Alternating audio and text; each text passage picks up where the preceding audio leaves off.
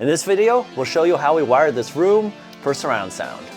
So we'll show you how we cut holes in drywall, drilled holes in the tops of walls from the attic, fed speaker cables down through the walls, installed junction boxes, and finally, the speaker terminals.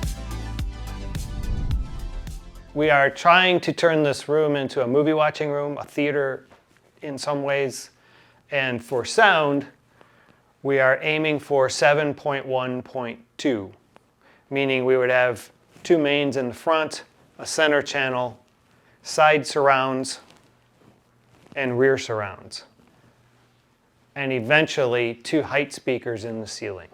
And where would those be? In this area, on either side.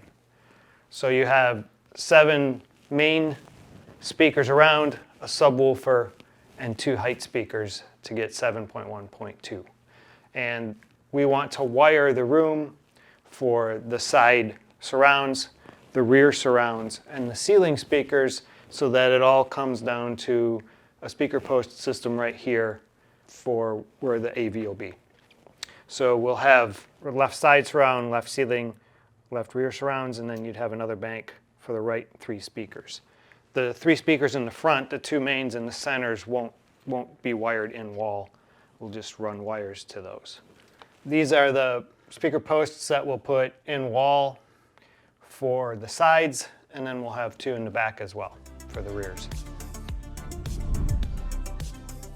We used a stud finder to find where the studs are in the wall and tried to come up with an optimal location. In this case, we've got electricity coming across here to go to this outlet down here. This is showing where electricity is. We're not going to be able to completely avoid that. We'd like to, but we're not going to be able to. So we'll put a speaker post somewhere in here, and we did this sort of setup on all 4 of the 2 rears and the 2 side speakers. This is a standard 2-gang wall mount box that instead of electricity we're going to use for speakers. And these are called old work boxes because you can put them in walls that are already existing as opposed to new work boxes when you have access to the studs before you put up the drywall. And so they have these little tabs that fold out like this, and when you tighten that screw, they go in and it secures it into the hole in the wall. So now we need to figure out where on the wall we're going to put this. We decided to mount this box at the same height as the outlet right next to it. And so we took off the outlet cover so we could see exactly where the bottom of that box was. Then we measured the height and width of our new junction box and used this handy level with a ruler on it to draw a square on the wall, exactly the size that we need to cut out. And we centered it between the studs that we had located. So I'm going to use this drywall saw. And of course, when you're cutting through the drywall like this, try to make sure that there aren't any electrical cables directly behind. Can heat it, there you go. Oh, look at that, there is installation. Yay! That might be a little fun to work with the wiring going through. Oh, yeah. For the rest of the locations, we are working with these single gang boxes, and we followed the same procedure to cut holes for those. So that's the location of the left surround, the left rear surround, the right rear surround, and the right surround speakers. And we don't want to install the electrical boxes yet because we still have to run the cables. But it'll look something like this once it's done. So for this 12 gauge speaker cable, we're going to use a 1/2-inch spade bit to go through the studs at the top of the wall. Where are you going, Steve? In the attic. Maybe the trickiest part of this project is figuring out where on the top of the walls to drill holes. To figure that out, we used the location of light switches and outlets in the room below and saw where electrical cables were coming up from the walls in the attic. We were also able to reference from the lights that we had installed. Based on that, we could estimate pretty well if we were drilling into the right section of wall that we wanted. And since you'll be drilling through at least 2 2x4s, or top plates as they're called, you might need to get an extension for the drill bit. And here, because there's not much room between the roof and the wood, I had to put the drill bit in first and then attach it to the extension to finish drilling the hole. Okay, the drill bit dropped through. And with a magnet and a string, we were able to retrieve the drill bit from the bottom of the wall. Here you can see the top plate of the rear wall of the TV room. And as you can see, it's relatively easy to spot once you clear away the insulation and see that there's wood between two sections of the ceiling drywall. And it may look like I'm standing on the drywall, but my left foot is on a top plate and my right is on the stud forming this side wall in the attic. Just be aware that if the drill bit doesn't break through after a few inches, you might be drilling into a vertical stud. So just move a little bit to the side and try again. There we go. And here's where we had to drill the holes for the right rear speaker and the right surround speaker.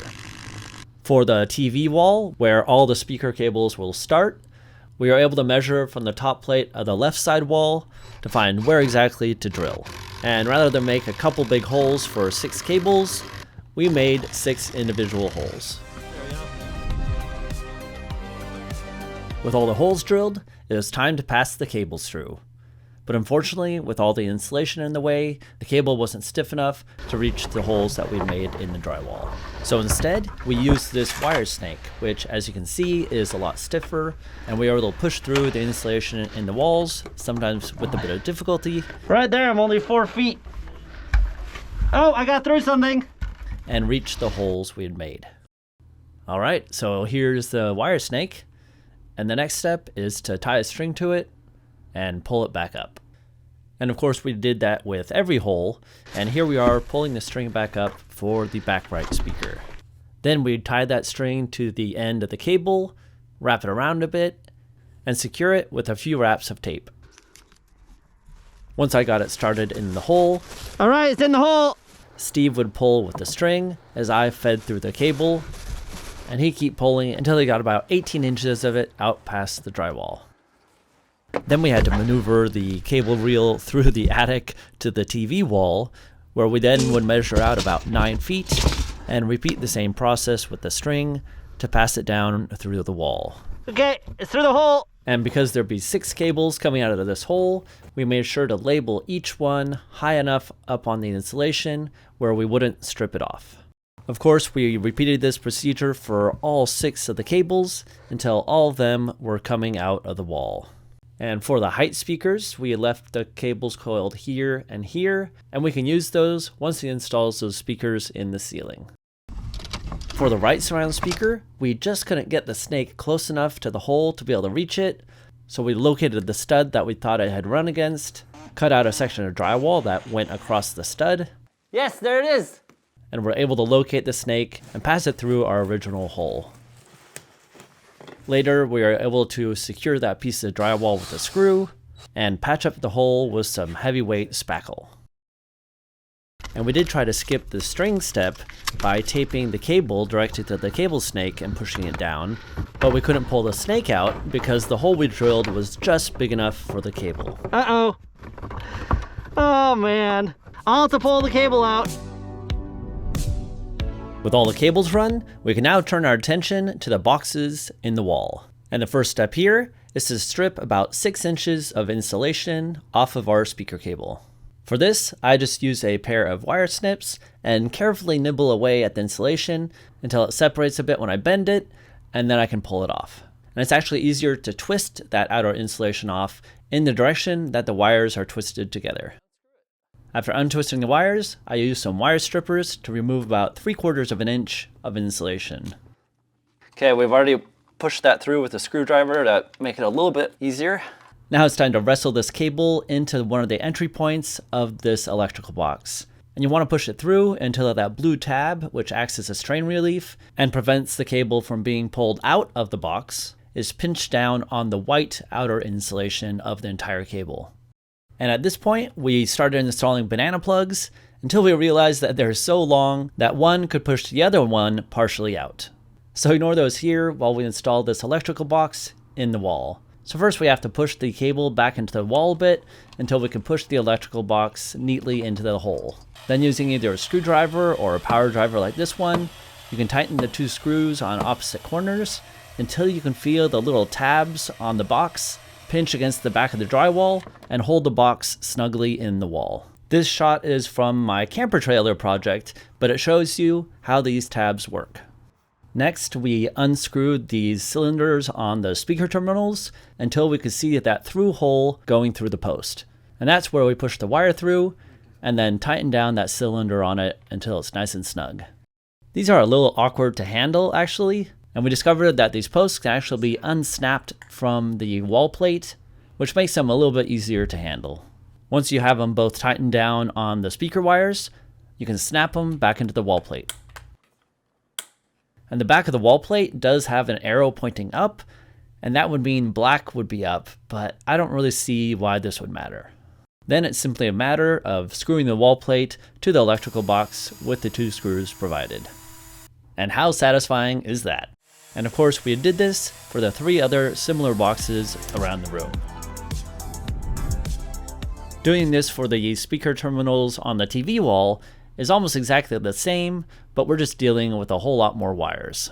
And I pushed each cable into the box in a pattern that made sense to me. For example, I had the rear speaker wires come in from the bottom of the box. And I'm leaving this hanging out of the wall for the moment so I can refer to the labels that we wrote on the installation. For this step, I think it's really a lot easier to remove all these speaker terminals from this little bracket, and here's how to do it. So yeah, push down on that top bit and then up on that little bit. From there, it is simply a matter of securing each speaker wire to the back of a speaker terminal of the same color. Yeah, this is uncomfortable to tighten. And snapping them back into their brackets. And of course, make sure you're keeping the wires paired appropriately so that the red and the black wire of each speaker are in the same row. And of course, you can do this any way you want, but we put the height speakers at the top, the side surround speakers in the middle, and the rear surround speakers at the bottom. Here we have the left side speakers done, and I'm securing it to the electrical box with the screws provided. Naturally, we followed the same procedure for doing the speakers on the right side. Because we're dealing with 6 cables here, you'll probably find it just a bit of a challenge to push this back into the wall. But once you do, you can use your driver or a screwdriver to secure the electrical box in the wall. And we finish it off by installing the wall plate. So if you do want to use banana plugs on the cables coming from the speakers, this is how you install them.